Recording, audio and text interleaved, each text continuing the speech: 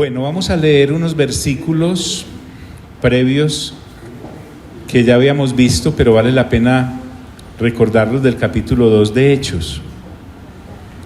Después de Pedro disertar acerca de las Sagradas Escrituras para darle explicación a los que estaban en Jerusalén para aquellas fiestas de Pentecostés, de lo que estaba ocurriendo, es decir, que ellos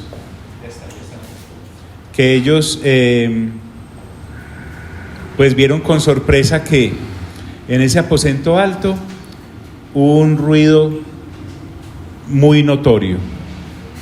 Además, las 120 personas que estaban ahí en ese aposento empezaron a hablar en las lenguas en las que ellos habían nacido y les hablaban de las maravillas de Dios. Y más los sorprendía que para ellos, en general los galileos eran gente poco culta, así que de dónde habían salido políglotas de esa región. Otros dijeron, no, es que están borrachos. Entonces Pedro con los otros apóstoles se pone en pie y comienza a explicarles, en primer lugar, que no están borrachos porque estaba muy temprano. Se ve que no fue repuestero Pedro. Y el asunto es que, tomando las Sagradas Escrituras, él no cargaba los rollos, no había Biblias como estas que nosotros tenemos ahora empastadas. Todo lo que Pedro empieza a decir, citando a Joel, citando los Salmos, es lo que él tenía en su haber, por la forma juiciosa en que él renovaba entendimiento, y además porque desde pequeño en la sinagoga había sido expuesto a la lectura juiciosa de la palabra, que era lo que hacían en las sinagogas de los judíos. Leían todos y cada uno de los libros del Antiguo Testamento en orden. Entonces, aquí podemos encontrar que una vez Pedro fue lleno del Espíritu Santo, como los otros 119, ahora sí el Espíritu Santo puede llenarle la boca con lo que él tiene que decir, pero de lo que Pedro ya tenía en su haber, grabado en su mente y en su corazón.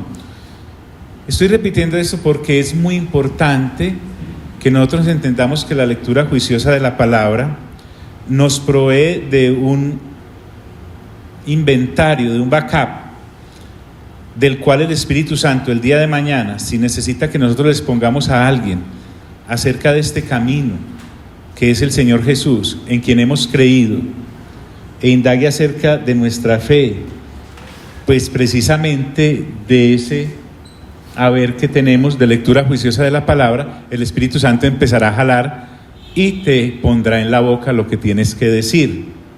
No estamos pues ante un acto de hipnotismo o de posesión en el cual, como un autómata, empiezas a recitar cosas que no conoces. No, es de las que conoces, las colocas en su respectivo lugar. Otra situación, Pedro no es el usual predicador que conocemos y al que nos acostumbramos, que estuvo juicioso preparando durante una semana un sermón, mirando cuál era la palabra indicadora, cuál era la raíz hebrea o griega que iba a citar, y colocarle una serie de títulos a ese sermón. No, nada tiene que ver con el profesionalismo al que se ha llevado la exposición de la palabra. Estamos frente a un hombre que está explicándole a la gente lo que para él es una fe que vive, es una fe real, y ahora lleno del Espíritu Santo, que es la promesa que ha recibido, está hablándole a esta multitud de personas, porque vamos a ver aquí más adelantico que no eran pocos.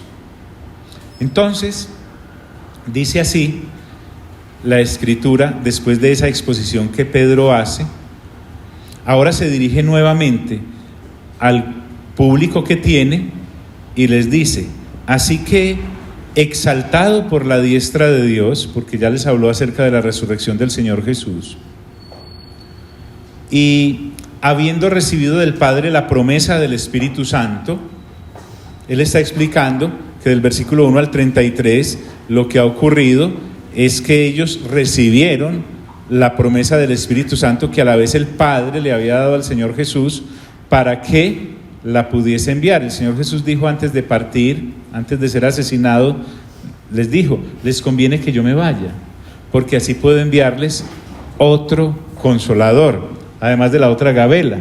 En la casa de mi Padre muchas moradas hay, y como yo quiero que ustedes estén donde yo esté, pues me voy a ir a prepararlas. Las dos cosas entonces las vemos ahí. Y habiendo recibido la promesa del Espíritu Santo, y queremos recordar acá que el Espíritu Santo es Dios, ha derramado esto que vosotros veis y oís. Porque David no sube a los cielos. ¿Él por qué hace esto? Porque como él citó el Salmo 110, versículo 1, en donde David como profeta fue usado por el Espíritu Santo para hablar acerca de la relación de la Trinidad, entonces vuelve al punto de los Salmos y los aplica hace 2000 años para el evento que ha ocurrido. Porque David no subió a los cielos, pero él mismo dice, David, dijo el Señor a mi Señor, siéntate a mi diestra hasta que ponga a tus enemigos por estrado de tus pies. Sepa pues ciertísimamente toda la casa de Israel, porque el gran público que había allí eran judíos. Luego pues el Espíritu Santo va a permitir que se riegue la predicación de la palabra hacia nosotros como gentiles. Sepa pues ciertísimamente toda la casa de Israel que a este Jesús, a quien vosotros crucificasteis, porque resulta que él les acaba de decir, ustedes mataron al Señor Jesús. Es que no ha pasado mucho tiempo entre la escena de la crucifixión y de la sepultura a este evento. Pongámosle, han pasado 50 días, no más, casi 2 meses.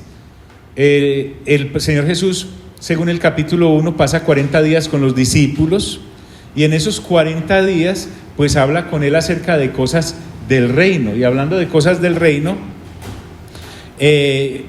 para ellos nunca estuvo el Señor Jesús ausente, pero este crimen ocurrido hace 50 días en Jerusalén puede haberse olvidado de alguno de ellos, pero lo tenían en su mente y él se los tiene que recordar. Y les dice que a este Jesús a quien vosotros crucificasteis, mire ahí el vosotros, ustedes fueron los que lo mataron, ese Jesús Dios le ha hecho Señor y Cristo.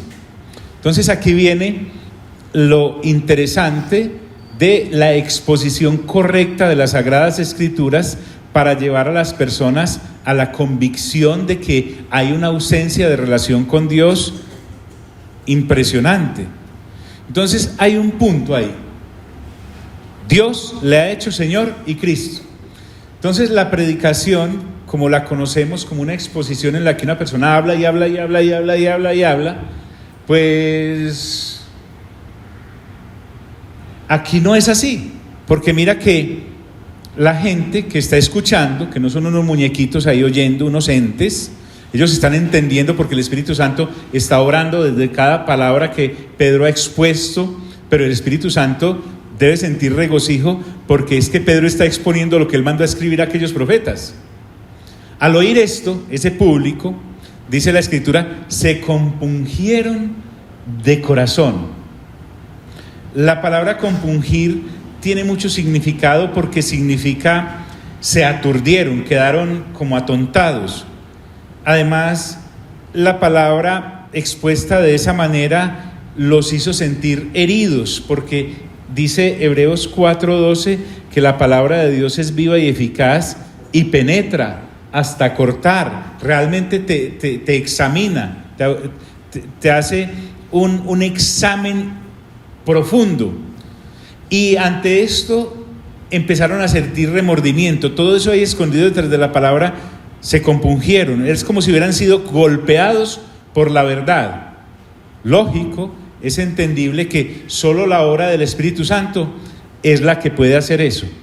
Ya el Señor Jesús había dicho en Juan 16:8 que el Espíritu Santo es el que convence a las personas de pecado, de justicia y de juicio. Nadie más lo hace. Me quita un peso de encima en el sentido de que es el Espíritu Santo el que convence a la gente de su conversión. Pero me pone además otro peso encima, y es el de la responsabilidad que tengo de poderle ofrecer a la gente una palabra que realmente lo compunja. O sea, yo no puedo ir con mis palabras o a presionar en mis fuerzas al otro, pero sí soy juicioso y soy juiciosa. Es que no estamos mandando a estudiar a nadie la palabra, es a leerla juiciosamente. No estamos pidiéndole a alguien que le saque raíz cuadrada mediante un estudio a los versículos o a los libros. No, coma palabra, y de esa palabra el Espíritu Santo te dará un estado físico, espiritual, digámoslo así, del cual pueda extraer para que los demás que hay a tu alrededor sean bendecidos como tú ya lo fuiste. ¿Se compungieron de qué? De corazón, o sea, de adentro. Entonces, no solamente basta con sentir remordimiento, no solamente basta con sentir ese golpe, sino que se animan a hablar. Por eso les digo que la predicación da esa oportunidad de diálogo. Dice, y dijeron a Pedro y a los otros apóstoles. Lo que vamos a ver a continuación partió de los que estaban escuchando como una urgente inquietud de sus almas. Entendamos que hay gente ahí que ha viajado desde muchos kilómetros. Entendamos que hay gente ahí que allá en sus respectivos lugares tiene sus empresas o su manera de ganarse la vida, tiene sus familias si es que no las llevaron. Entendamos que hay gente que también en su momento temporalidad vivió. Esta gente ya no está en la temporalidad de esta tierra. Esta gente ya pasó hace 2000 años por este ciclo que nosotros estamos pasando del día a día. Pero sacaron tiempo suficiente para sentirse compungidos por la exposición de la palabra. Entonces dice, y dijeron a Pedro y a los otros apóstoles, miren qué respeto, dice, varones hermanos. Enseguida vamos a ver el número y uno se va a asombrar de esto. Varones hermanos, ¿qué haremos? O sea, ellos no saben qué hacer porque realmente Dios los ha hecho convictos de pecado, de justicia y de juicio. El Dios Espíritu Santo, por la exposición correcta de la palabra aplicada a ese momento en sus vidas históricas. ¿Qué haremos? Esa es la pregunta. Entonces Pedro continúa este diálogo con ellos y les da una sola palabra, les dice, arrepentíos.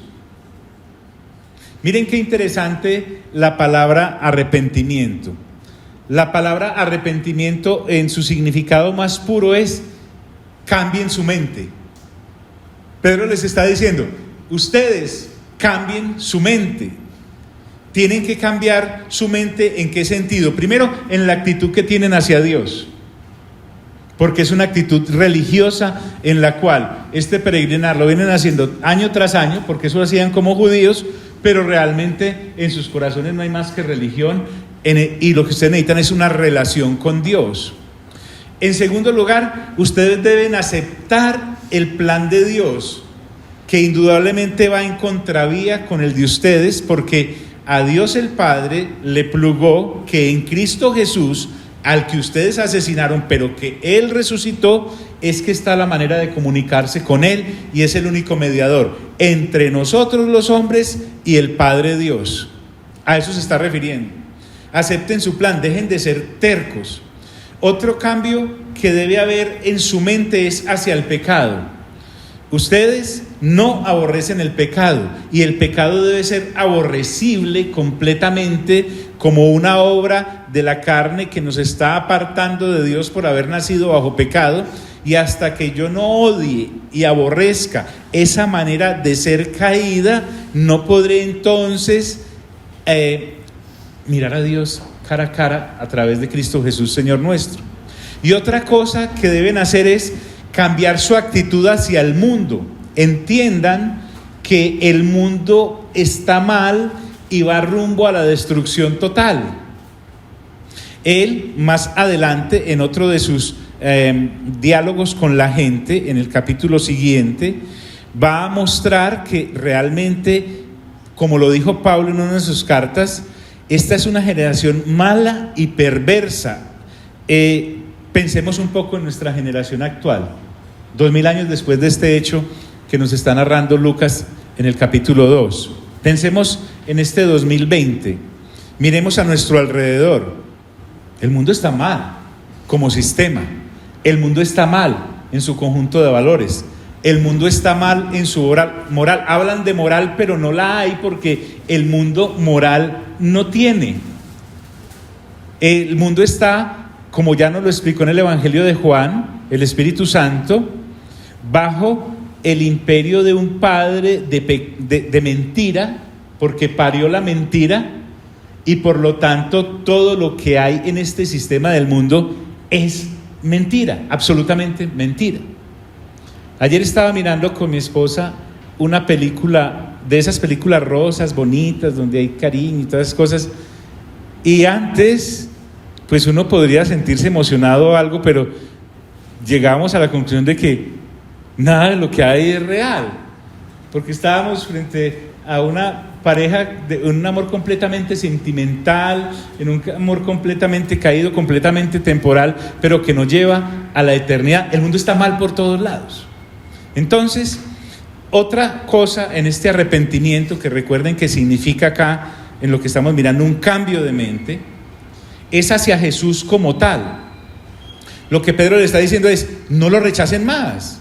Él es el Señor y el Cristo, a tal punto que fue asesinado, pero la muerte lo tuvo que retornar. No sean ustedes luchando contra Dios, como cuando el Espíritu Santo nos muestra en Hechos capítulo 9, lo vamos a ver, que el Señor le dice a Pablo, a Saulo: dura cosa te es dar coces contra el aguijón. O sea, arrepiéntase, es lo que está diciendo. El arrepentimiento va mucho más allá que una supuesta oración prefabricada de entrega, en donde la persona dice: yo acepto a Jesús como único y suficiente Salvador. Imagínate, yo acepto que fue a la cruz del Calvario como pago total por todos mis pecados. Muy bonita, pero eso debe ir acompañado de algo como esto, un arrepentimiento completo.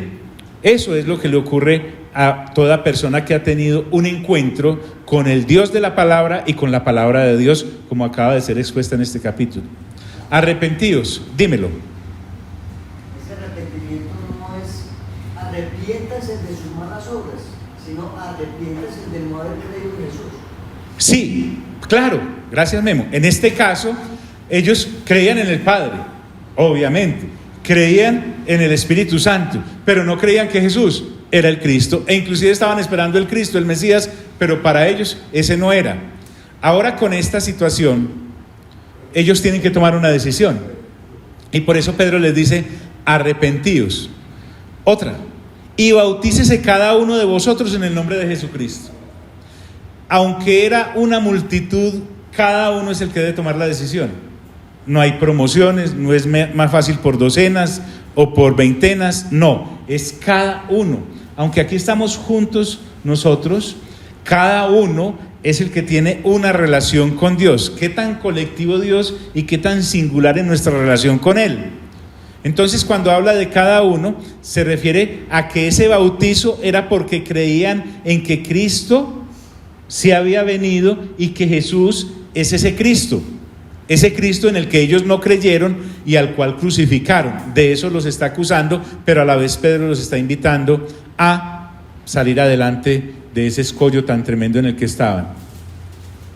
Y bautícese cada uno de vosotros en el nombre de Jesucristo. Aquí no me está hablando bautícese cada uno de un autobautizo, yo me bautizo solo, no, sino que permítannos extender sobre ustedes las aguas como testimonio de que sí han creído. Ahora, no solamente me arrepiento, no solamente me bautizo en el nombre de Jesucristo, sino que ese acto me lleva a una benevolencia tremenda de la Trinidad. El Padre, a través de eso, dice: para perdón de los pecados. Solo hay perdón de los pecados en Cristo Jesús. Al ellos apropiarse de que realmente Jesús es el Cristo, el Mesías que ha venido a este mundo de parte del Padre, y que ha ido a esa cruz del Calvario y que realmente ha derramado su preciosa sangre en favor nuestro porque Él no debía nada, para cancelar una deuda impagable de parte nuestra. Entonces, al aceptar ese bautícese, no es solamente ir al agua, es aceptar, es sumergirme en la doctrina de Cristo Jesús, y es la única manera en la que tengo posibilidad de recibir perdón por los pecados que he cometido y de salir de esa naturaleza de pecado en la que he nacido desde pequeño, por traer el origen del primer Adán, que al haber fallado, por cuanto él pecó, de ahí en adelante todos pecamos por haber nacido bajo pecado. Ah, tremendo, no me diga, sí, de eso se trata.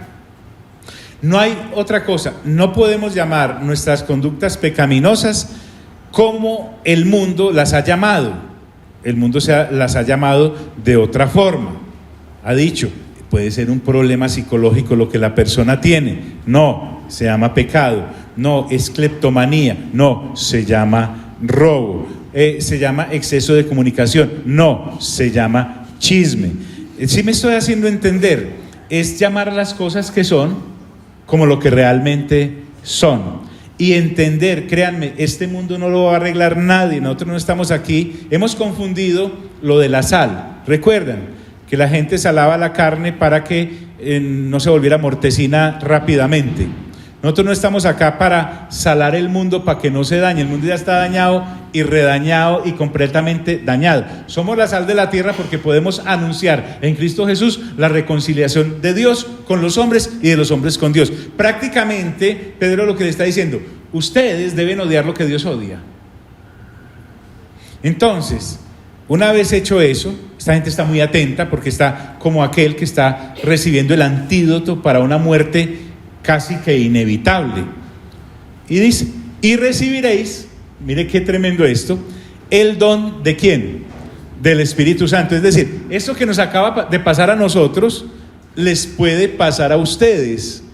O sea, nosotros hemos creído. Pedro nos está colocando en un lugar superior, super espiritual, en donde allá ustedes los pecadores que asesinaron al Señor y nosotros no. Pedro es muy consciente de que por pura misericordia de Dios, él no está al otro lado recibiendo una predicación de alguien lleno del Espíritu Santo y él haber sido uno de aquellos que llevó a Jesús a la cruz. No, Pedro está completamente claro en que así como él recibió misericordia, el otro puede recibir de misericordia.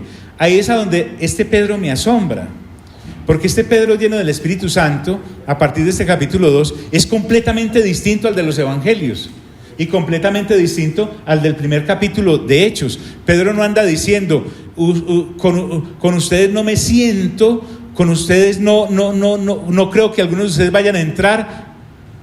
Como lo han visto venir sobre nosotros, al Espíritu Santo, que hemos creído y hemos sido bautizados, vendrá sobre ustedes. Entonces, él no se apropia de la promesa y de las bendiciones de Dios. Él entiende que él es un heraldo. Pablo lo dijo en otra de sus cartas, dice, que habiendo sido heraldo para otros, o sea, comunicador, lo único que a nosotros nos compete es comunicar la palabra de Dios correctamente para que todo aquel que en él crea no se pierda, sino que tenga vida eterna. Y sigue hablando Pedro y dice, porque para vosotros es la promesa. ¿Cuál promesa? Recuerden, estamos en el capítulo 2, hemos pasado por el capítulo 1 y la promesa de la cual se está hablando acá es la de la llegada del Espíritu Santo sobre todos aquellos que en Cristo Jesús crean. El mejor de los hechos que le ha pasado a la humanidad caída desde tiempos remotos. Aquí no estamos para obnubilarnos como el primer día en que el hombre pudo poner un avión en el aire y entonces le hacemos un hito histórico a eso. La primera vez que el hombre fue al espacio, son cositas minúsculas. Aquí estamos hablando de que el Dios Espíritu Santo, enviado por el Padre y por el Señor Jesús que está a su diestra, ha llegado y está vigente, y eso es lo que nosotros le debemos comunicar a las personas. Miren que a veces nosotros nos quedamos corticos. Le comunicamos a la gente que es pecadora. Le comunicamos a la gente que ha nacido bajo pecado y que comete pecados. Le comunicamos a la gente que debe arrepentirse y que debe cambiar de vida. Le comunicamos a la gente que si no se arrepiente, va rumbo al lago de fuego y azufre. Pero nos quedamos cortos si no le comunicamos a la gente que puede recibir la promesa del Dios Espíritu Santo en sus vidas, que es el que los capacita en este caminar hacia la eternidad. Tenemos que entender muy bien qué clase de pacto tenemos, porque para vosotros es la promesa. En ese momento, hace 2000 años, para los que estaban presentes. Pero es que yo no traje a mi hijo o a mi hija porque el viaje era muy largo. Y para vuestros hijos, también para sus descendientes, no solamente los de esta generación, les está hablando de sus nietos, bisnietos y tataranietos. Obvio, previo arrepentimiento de cada uno. Es tremendo esto. Antes educados, más bien engañados en el sistema del mundo, pensábamos que éramos biológicamente aptos para crecer y multiplicarnos, ¿cierto? Pero resulta que cuando nacemos de nuevo nos damos cuenta de la responsabilidad tan tremenda, porque de algún lado se nutre el lago de fuego y azufre, de una cantidad de seres humanos que no han conocido de Cristo Jesús. Entonces, qué responsabilidad tan grande la mía cuando traigo hijos e hijas a este planeta.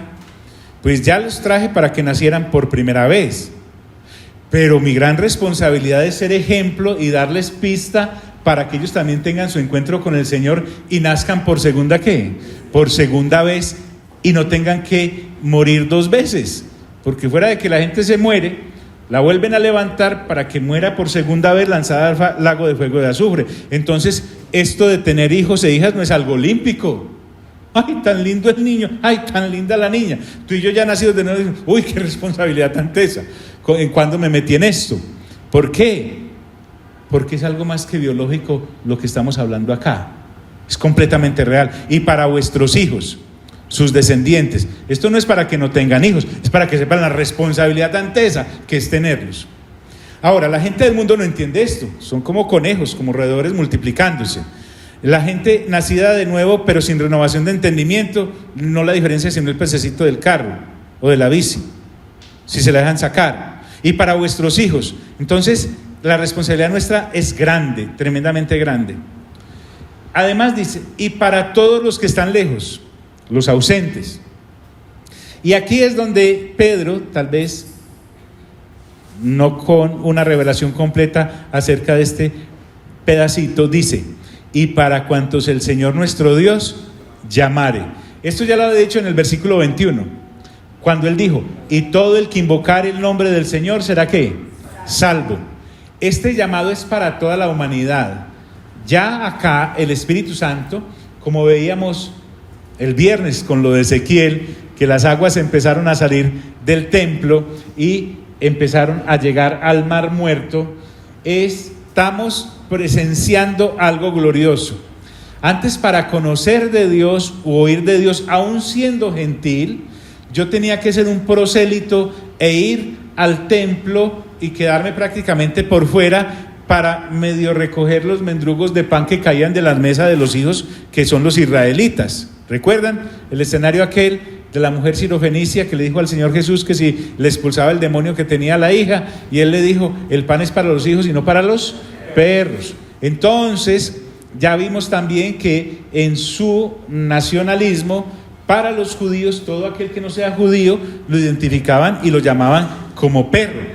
Entonces aquí me está diciendo, para todos cuanto el Señor llamar. En el Evangelio de Juan vimos ya en el capítulo 10 que el Señor Jesús le dijo a aquellos israelitas a los cuales se está predicando, tengo también otras ovejas que no son de este redil, debo buscarlas para unirlos a ustedes, para cuantos el Señor nuestro Dios llamare.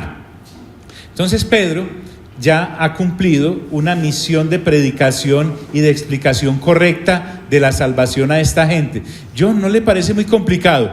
Pues es que tampoco estamos frente a una situación muy fácil en la que la humanidad se metió al haber caído. Fíjate, verás que estamos dándole solución al problema de problemas que la gente tiene.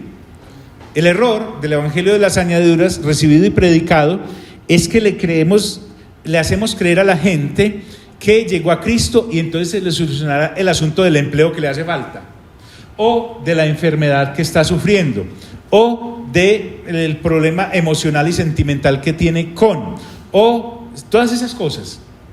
Cuando lo que a nosotros nos ha sido dado es solucionar el problema de problemas, que es la vida eterna y la perdición eterna. Eso es realmente lo que nosotros, cuando vemos la seriedad de este asunto, dejamos de venir a Dios con pañitos de agua tibia. Dios nunca vino con pañitos de agua tibia. Él siempre también, el Señor Jesús le dijo a la gente: arrepiéntanse, cada uno. Juan el Bautista: arrepiéntanse. Estos apóstoles: arrepiéntanse. No sé dónde se volvió milindrosa la cosa y la predicación lastimera, como para no ofender al otro. Es que, perdóname, prefiero que te enojes conmigo sin ser grosero y te ofendas conmigo sin ser grosero, a que el día de mañana, cuando te mueras, me digas: ¿usted por qué no me dijo? ¿Usted por qué no tomó en serio mi alma? Tal vez, muchas veces es porque no tomó en serio la mía. Bien, para cuantos el Señor nuestro Dios llamare. Eso no quedó ahí, no lo registra Lucas, porque él, como buen médico, ha dicho: pues les he dado lo esencial como testimonio, te he dado lo esencial como testimonio, Teófilo. Pero realmente dice: y con otras muchas palabras. Hubo una amplia exposición de Pedro. Dice: testificaba y les exhortaba diciendo. Cuando habla de testificar acá, está hablando con sumo respeto. Menos que Pablo no está gritando, no está haciéndolo sentir menos que nadie. Y exhortar era exhortar con urgente urgencia. No sé cómo decir más ahí, urgente urgencia. Es que, amigo, amiga, tú y yo no sabemos cuándo vamos a volver a ver el otro. ¿Por qué no hablaste? Está bien que uno, guiado por el Espíritu Santo, sienta veces que debe callar, pero todas las veces. Sienta veces que no debe insistir, pero todas las veces. Entonces, hay un momento en que uno pierde el respeto y el temor humano, digámoslo así, que no lleva a ninguna parte, porque realmente lo que te quiero decir: amiga, te estás quemando, estás ardiendo en vida, hueles al lago de fuego y azufre, realmente es urgente. Suponte que yo soy tu amigo y estoy en un incendio y tú pasas y dices: no, voy a esperar a que esté más calmadito para sacarlo. No, la cosa es terrible, es real. Y en esa situación tenemos a nuestro papá, a nuestra mamá, a nuestro hermano, a nuestro amigo, a nuestros enemigos. Vemos a la gente sumidas en las obras de la carne. Hombre, pues tal vez se enoje conmigo, pero yo quedo libre de esa situación. Pedro está haciendo esto. Testificaba y exhortaba. Y miren lo que les decía: crean en el Señor Jesús y tendrán empleo. Es que nos hemos vuelto también. Crean en el Señor Jesús y sanarán. Crean en el Señor Jesús y dejarán de ser solteros. No. Lo terrible acá está en boca de Pedro. Dice: sed salvos de esta perversa generación. Cuando habla de perversa, es retorcida hasta los tuétanos. Trae eco del Antiguo Testamento, de lo que dice Deuteronomio 32:5, colabóreme con eso en su casa, o de Salmo 78:8, o de Filipenses 2:15. Sed salvos de esta generación perversa. Alguno podrá decir: es que eso hace 2000 años estaba grave. ¿Y qué le parece hoy? Está gravísimo.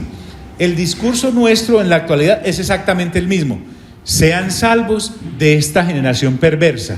Y a la vez uno darle gracias a Dios de que lo sacó de esta generación perversa. Sed salvos, les decía, de esta generación perversa. Vamos a ver la madurez a la que nos lleva Hechos de los Apóstoles en la medida que Lucas nos lo narra durante los siguientes 26 capítulos, porque tal vez hoy alcancemos a agotar este segundo. Pero también vamos a ser como liberados de una cantidad de taras religiosas que hemos tenido, porque es que realmente estamos comunicando lo mejor. O sea, nosotros no estamos comunicando algo que se debe ocultar, ni estamos ocultando algo en lo cual Dios no nos vaya a respaldar. Es que el Espíritu Santo nos está sacando a llevar esta palabra a otros. Sed salvos de esta perversa generación. Entonces el resultado fue miren: así que los que recibieron su palabra. ¿Cuál era la palabra de Pedro? La del Señor. Qué lindo cuando yo hago de la palabra de Dios mi palabra. Cuando la gente pueda decir lo que los demonios dicen. Un demonio llega y dice aquí en este libro a alguien, a 7, les dice: hombre, yo sé quién es Jesús y también sé quién es Pablo, pero ustedes quiénes son. Ahora aquí la gente está diciendo, mejor dicho, Lucas me está diciendo que esta gente, al escuchar la palabra de Pedro, que era la de Dios, tuvo un acercamiento a Dios. Entonces nosotros no tenemos que andar o caer en el error de los cursitos, de los cursillos, de todas esas cosas en las que metemos a la gente. Miren el proceso que nosotros hacemos con la gente. No me estoy burlando, créeme que lo hago compungido de corazón, porque fui criado en un ambiente así. Me encuentro con un amigo, con una amiga. Yo ya tuve la fortuna de chepazo ser cristiano, porque hasta me lo predicaron mal, ¿cierto? Ya estoy ahí, he logrado por la lectura juiciosa de la palabra salir de esa cantidad de cursos, cursillos y cursotes. Entonces entro a dialogar con mi hermano, mi hermana, mi amigo, mi amiga, toda esta gente, y lo único que se me ocurre decirles es: acompáñame a la iglesia. ¿Sí o qué? Entonces llegamos, por ejemplo, a un escenario como el nuestro de la alabanza de adoración, en donde apagamos la luz porque aquí hace mucho calor, y la persona entra ahí por primera vez. Usted la único que ella sabe es que la conoce a usted o lo conoce a usted, y entra, ¿cierto? Entonces encuentra a Anderson por aquí brincando, al otro por allí adorando, el otro tal vez hablando en lengua. Eso está bien o no, pero el tipo llega en seco y empieza, no sale corriendo porque es educado, porque es educada, pero mínimo no vuelve. ¿Por qué? Porque no lo acercamos a Dios, sino a un grupo de personas que ya estamos con Dios y estamos en un momento cúltico de adoración y todas estas cosas. Bueno, eso no está mal, pero puede estar mejor, de manera en que yo pueda ser capacitado o capacitada por la lectura juiciosa de la palabra, para la cual tengo que sacar tiempo para poderle explicar a mi amigo, a mi amiga allá en su escenario natural, y con mi ejemplo, que la situación es un cambio de vida hacia la eternidad. Y de ñapa, te quiero presentar otra cantidad de personas que ya, libres de todas estas taras religiosas o de incredulidad, adoramos a Dios en espíritu y en verdad. ¿Me estoy haciendo entender? Pero también llegamos a lo otro, y es: no, es que discúlpame, ya creíste, ¿qué tengo que hacer? No, pues entrate al curso de bautizos. Es un curso de 10 semanas, ¿sí? Para que puedas bajar a las aguas. Mira lo que dice la Escritura. Así que los que recibieron su palabra, la de Pedro, que era la misma palabra de Dios, dice, ¿fueron qué? Bautizados. De una. Sí, pero es que yo he escuchado de algunos teólogos que es necesario como hacer consciente a la gente de que es, hermano, el mismo Señor Jesús dijo: id y haced discípulos a todas las naciones, bautizándolos en el nombre del Padre, del Hijo y del Espíritu Santo, y enseñándoles todo lo que yo les he dicho. ¿Por qué invertimos el proceso? ¿De dónde no? Lo mismo que invertimos el proceso con el versículo de adelante. Lo mismo que invertimos el proceso con el versículo de buscar primeramente el reino de Dios, ¿y qué? Y su justicia, y las demás cosas nos serán ¿qué? Añadidas. Y convertimos de alguna manera la exposición de la palabra en una cantidad de añadiduras, y no hablamos del reino de Dios y su justicia. Entonces aquí Pedro me da a la vez una lección de evangelismo contundente y efectivo, guiado por el Espíritu Santo. Y fueron bautizados. Ay, sí, ¿en dónde? Yo no sé, pero mire que hablaba la gente, dice: y se añadieron aquel día como 3,000 ¿qué? Necesita uno más que un balde con agua, ¿o no? Necesita uno agua corriendo, necesita uno ir al río, necesita uno... ahora, dicen que los bautizaron ellos 12. No, todos los 120 que estaban allí en el aposento alto estaban capacitados para bautizar. Le tocaron a cada uno 120, 4, bajo el 1 llevo 2. ¿De a cuántas? Como de a 100, como de a 250. Muy bien, gracias de nuevo. Entonces, fíjese usted, De 120 en un momentico pasaron a 3.120. ¿Cierto? Y se añadieron aquel día como 3.000 personas. No las metieron a un curso, no las metieron a ningún cursillo, no les dijeron cuántos espíritus inmundos habitarán en cada uno de ellos. Si de María Magdalena salieron 7, ¿sí? ¿Cuántos no saldrán de 3.000? Si del Gadareno salieron legión, mínimo 2.000, ¿cuántos demonios no habrán en 3.000? No, la exposición de la palabra es correcta. Y entonces encontramos que, vamos a verlo en el Evangelio de Juan, que el Señor Jesús dice: ustedes ya están limpios por la palabra que les he hablado. Yo que me gano echar una cantidad de demonios de la gente y no llenarle la casa. Mejor le lleno la casa con palabra y los demonios se aburren. Un demonio se aburre escuchando la palabra de Dios. Queda muy cómodo cuando se habla solo de añadiduras. Eso sí, ahí no hay problema con eso. Entonces se añadieron aquel día como 3.000 personas.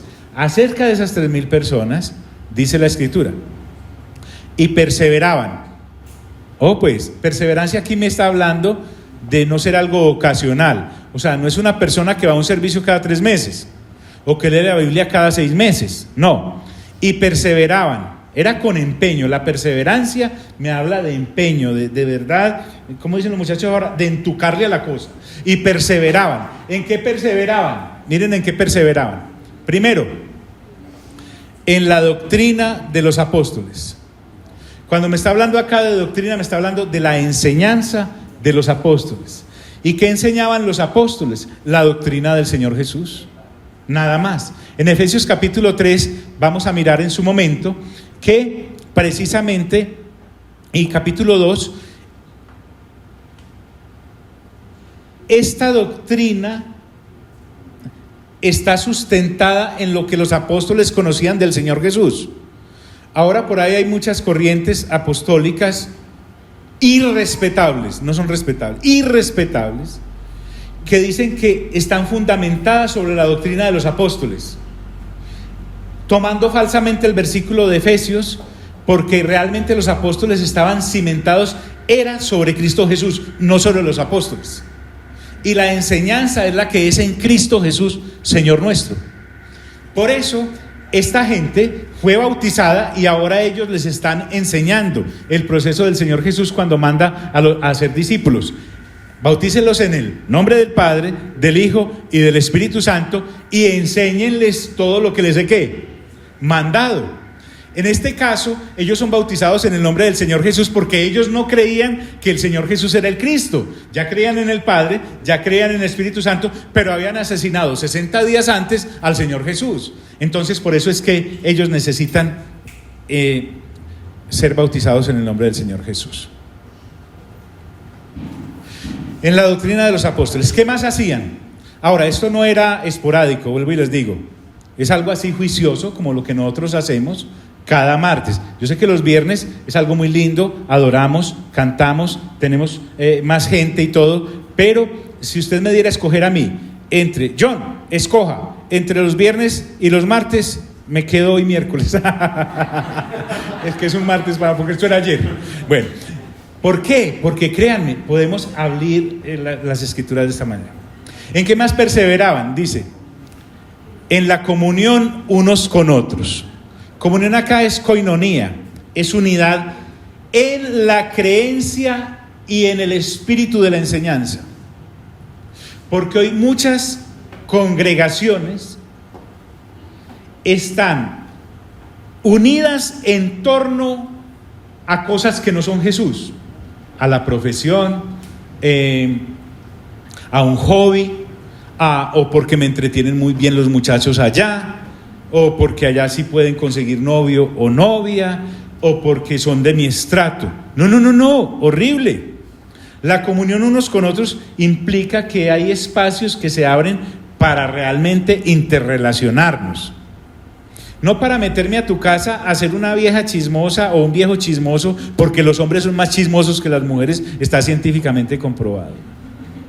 Sino realmente a darme a entender y a conocer, para apoyarnos no solamente en las cosas temporales, como vamos a ver que se puede dar, sino en que estamos cogidos de la mano en este tránsito temporal hacia la eternidad. hacia la eternidad en esta generación, ya que hemos sido salvos de esta generación perversa y hemos sido hallados en gracia y en olor grato por el Espíritu Santo, pues caminemos juntos. Lo nuestro no se acaba cuando se termina el servicio, en comunión unos con otros. En el partimiento del pan, referido a el ágape que puede haber entre nosotros en suplirnos, como vamos a ver más adelante, en alimentación, pero también puede mirar acá la posibilidad de celebrar la cena del Señor. Pero no me da el texto suficiente como para hablar de que era la cena del Señor. Hablemos de que comían juntos,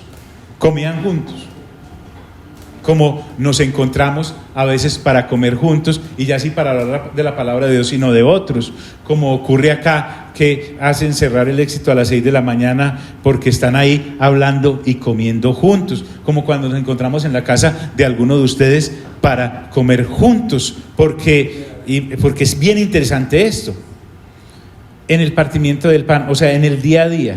Otra cosa, y en las oraciones. Yo creo que esto de orar es algo extraordinario, porque después de haber uno nacido de nuevo, descubre que puede hablar con Dios. O sea, ¿habrá una cosa más interesante que hablar con Dios? ¿Habrá algo más emocionante que hablar con Dios? Como venimos de un sistema, de una generación malvada y perversa que no habla con Dios, venimos de una religión que no habla con Dios. El mismo Señor Jesús dijo: hombre, cuando vayan a orar no hagan como los hipócritas, ¿sí? Que oran en público para que la gente ya tienen su pago, ya los escucharon. Jesús dijo: cuando vayan a orar, entren en el aposento secreto, y Dios que oye en lo secreto lo recompensará ¿en qué? En público. Pero lo que quiero recuperar acá es: ¿habrá algo más extraordinario que hablar con Dios? ¡Hombre! Es que estamos hablando con el dueño del letrero y tengo acceso directo. Esta gente perseveraba en las oraciones públicas y privadas, desde luego. No estamos reemplazando acá la oración que hacemos nosotros en conjunto por una situación específica, y con eso reemplazamos nuestra relación individual. Sería tan ridículo como esto. ¿Cuántos tenemos hijos? Levanten la mano. Piénselo muy bien los que no los tienen todavía, ¿ok? Ya saben, por lo del nuevo nacimiento, porque ya los trajo la primera vez, qué difícil es llevarlo al segundo nacimiento. Entonces, escuche esto. ¿Cómo sería usted? Quiero que se imagine a su hijo y a su hijita, donde usted solo hablara con él en público, pero cuando llegue a la casa, bien seria usted, eche para allá, no tenemos como... ¿No le sería muy raro? Entonces pasamos de esa rareza religiosa a poder hablar con Dios íntimamente y en cualquier momento, porque Dios no es con nosotros como usted y yo sí fuimos levantados con nuestros padres, que estaba el papá y la mamá con la visita y llegaba uno corriendo a abrazar al papá y le decía: no es que tengo visita, respete, salude primero, si él quiere hablar conmigo, es mi hijo, se me quiere sentar en las piernas, quiere abrazarme, quiere cogerme de la corbata, quiere jalarme de la barba. Estamos hablando de eso, y perdónenme la comparación como tan humana, pero es real. ¿No sería muy raro? Entonces esta gente pasó de la religión a la relación, y por eso no solo eran perseverantes en la doctrina, que es vital. La doctrina es vital, porque la doctrina nos salva de caer en doctrinas erróneas, pero la comunión nos ayuda a avanzar en conjunto, y el comer juntos también. Las oraciones son muy importantes, y miren lo que ocurría. Hablar continuamente con Dios en tu casa o en el templo te vuelve una persona de Dios, en donde ya para ti no tienes ninguna pena o vergüenza en que la gente empiece a decir: usted es como muy creyente. Sí, pues por eso soy cristiano, por eso soy cristiana. Y dice la Escritura: y sobrevino temor a toda persona, un temor reverente. Hacia el exterior, como congregación, empezó a ocurrir algo en Jerusalén, y es que muchas maravillas y señales como las que hacía Jesús ahora eran hechas por los apóstoles. Es que el Señor Jesús dijo, ¿sí? Y en mi nombre, ¿qué? Sanarán enfermos, echarán fuera demonios. Inclusive llegó a decir que obras mayores haríamos. Entonces, pero esto no es por un logro de Pedro, ni de los apóstoles, sino de quien los habitaba. ¿Quién? El Espíritu Santo, del quien venimos hablando como persona que es Dios y que está obrando en la iglesia y en los miembros de la iglesia desde hace 2000 años. El Señor Jesús nos aguantó solo 33 años y medio y ¡pum!, para la diestra del Padre. ¿Él es omnisciente? Sí. Él dijo, aquí estaré con vosotros todos los días hasta el fin del mundo. Sí, pero digámoslo así, en espíritu y en verdad está acompañando en este periodo desde hace 2000 años a todos los creyentes en la iglesia la persona del Espíritu Santo. La persona del Espíritu Santo que es Dios, es Dios.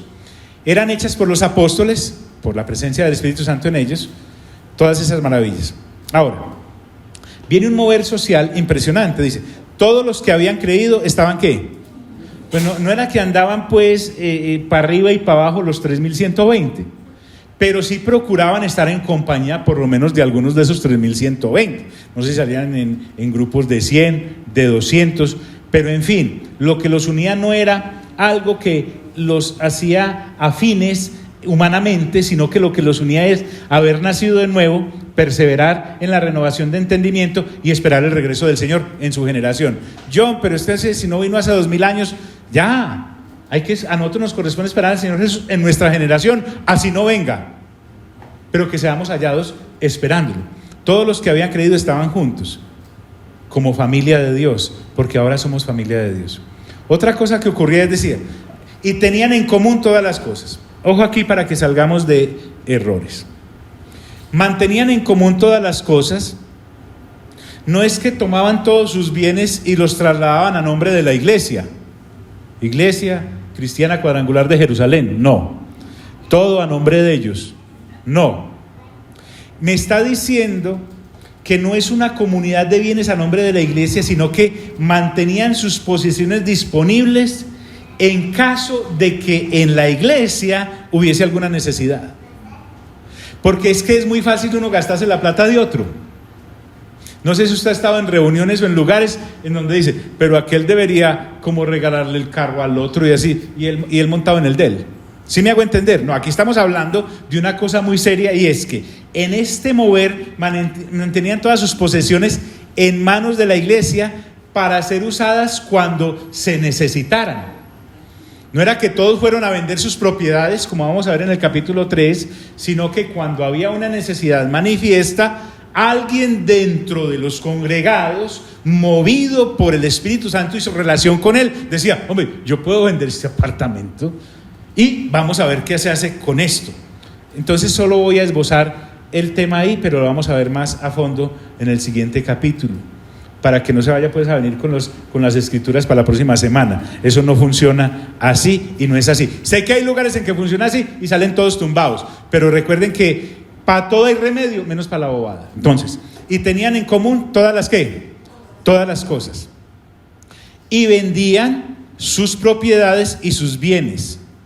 Entonces, de cuando en cuando ellos, algunos, vendían posesiones y bienes y las llevaban para que fueran repartidas según las necesidades que había en la iglesia. Y vendían sus propiedades y sus bienes, dice la Escritura, y los repartían a todos según la necesidad de cada uno.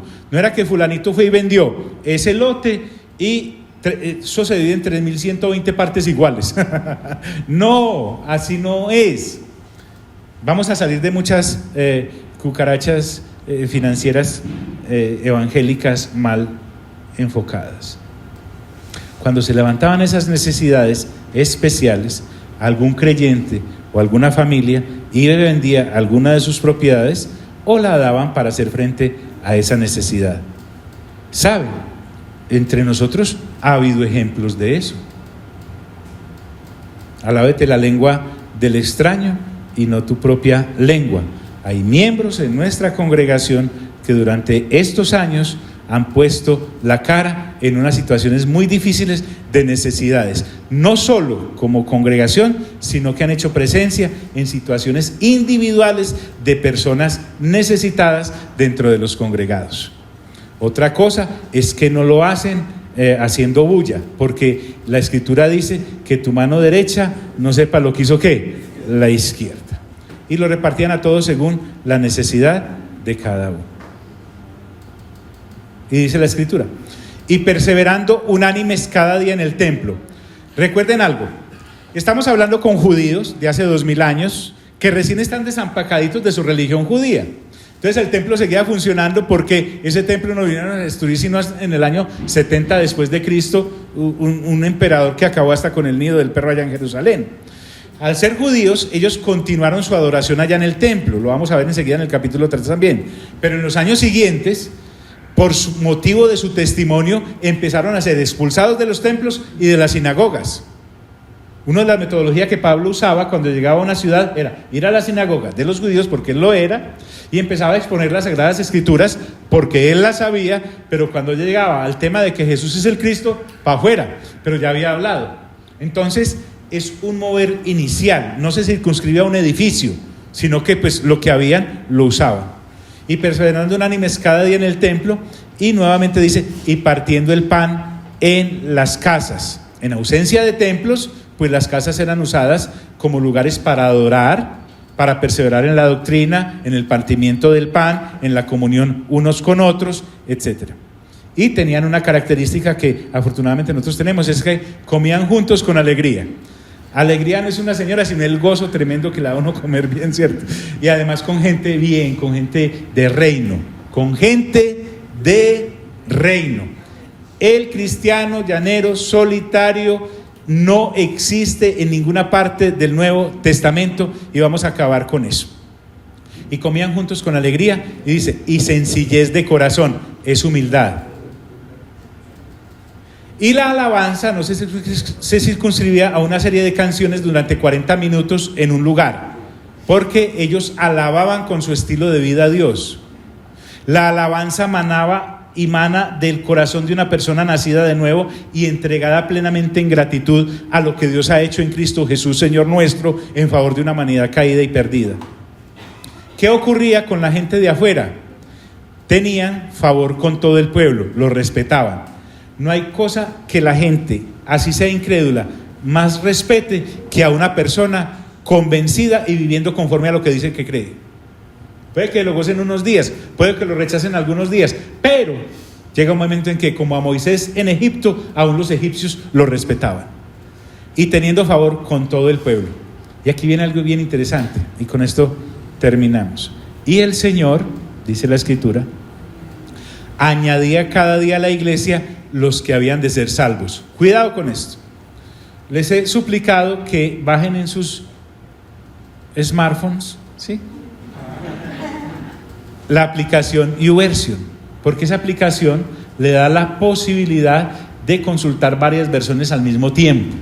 Por ejemplo, en mi aplicación puedo, si tengo dudas sobre este versículo, dar comparar y me salen 15 versiones, y entonces puedo mirar con mayor posibilidad y no quedarme circunscrito, porque aquí este versículo da la idea de que Dios es el que tocó a esos 3,000 y los metió allá y los engrupió. Entonces no, dice, les voy a leer una aproximación más clara de la traducción del original. Dice, y el Señor añadía para que estuvieran juntos cada día a aquellos que iban siendo salvos al grupo de los que ya estaban convertidos. Entonces, no hay tal predeterminismo o predestinación. Lo que hay obviamente es, como ya lo expliqué en la clase anterior, un preconocimiento, y es que Dios, por ser Dios, sabe quién se va a salvar y quién no se va a salvar, porque si no, no sería Dios. Pero hay una cosa que llama el libre albedrío, y es que te garantizo que había más de 3,000 personas escuchando el asunto que Pedro acaba de exponer, pero solo 3,000 levantaron la mano y dijeron, ¿qué hacemos? Porque en esa ocasión, para la fiesta de Pentecostés, debía haber más de 50,000 judíos de todos lados en Jerusalén para la adoración de Pentecostés. Entonces, lo que quiere decir este versículo es que una vez salvos, pues lógicamente yo empiezo a buscar quién más hay como yo, y me agrego, después de buscarlos, al grupo donde se están reuniendo. ¿Me hice entender en eso? ¿Es claro? Claro que sí. Bien dijo el Señor Jesús, allí donde esté el cuerpo se juntarán las águilas. Bien, dejemos ahí por hoy. Padre, te damos gracias por este tiempo en el que tú nos has permitido reunirnos para renovar entendimiento juntos. Gracias, Señor, por la madurez a la que nos estás llevando por la lectura juiciosa de la palabra, que es la única que madura creyentes. Gracias, Espíritu Santo, porque esto no lo podríamos hacer sin ti, porque Biblia sin Espíritu Santo es solo letra muerta, que me ayuda es a matar a otros en vez de salvarlos. Entonces te pido, Señor, que nosotros podamos perseverar en unanimidad, en la doctrina de tu palabra, en la comunión los unos con los otros, en el partimiento del pan, en la manera en como quieras que comamos juntos, sea en las casas, sea en las cafeterías, sea en los centros comerciales, juntos. Y también, Señor, podamos nosotros ver cómo los prodigios y las señales nos siguen. Nosotros no somos los que seguimos las señales, sino que las señales son las que nos siguen, porque tú respaldas una iglesia comprometida, Padre. En el nombre glorioso de Cristo Jesús también te doy gracias porque nada nos puede detener para reunirnos, ni el medio ambiente, ni el clima, ni los decretos del gobierno, porque ¿cómo hacemos pues si tú eres el que nos hace anhelar estar juntos? Salimos de este lugar, mas no de tu presencia. Amén y amén.